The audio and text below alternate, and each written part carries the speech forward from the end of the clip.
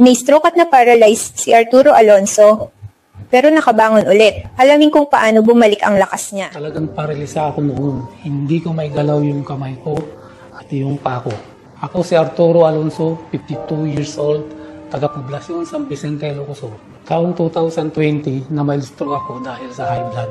Nanikipang dibdib ko, mahirapan akong huminga at doon ko naranasan ng unang beses na hindi ko may galaw yung kamay at paa ko. 5 araw ako sa loob ng ospital. Maraming gamot na inireseta para sa maintenance ko. Minsan, hindi namin nabibili lahat dahil kapos din kami. May mga araw na panghinaan ako ng loob na wala ng pag-asang hindi na makakalakad at makakatayo ulit. Noong panahon na yun, talagang lahat ng paraan gagawin namin para lang gumaling ako at hindi na bumalik sa ospital.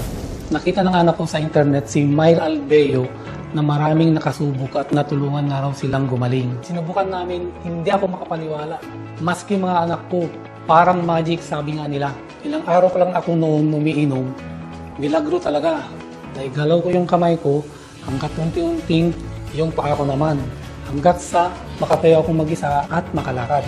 Nanumbalik ang lakas ko, bumuti pa ang pakiramdam ko at naging normal pa ang presyon ko paunti-unti. Sobrang laking pasasalamat ko at ang aking pamilya sa Myr Albeo. Napakalaking tulong sa pagbuti ng aking kalagayan.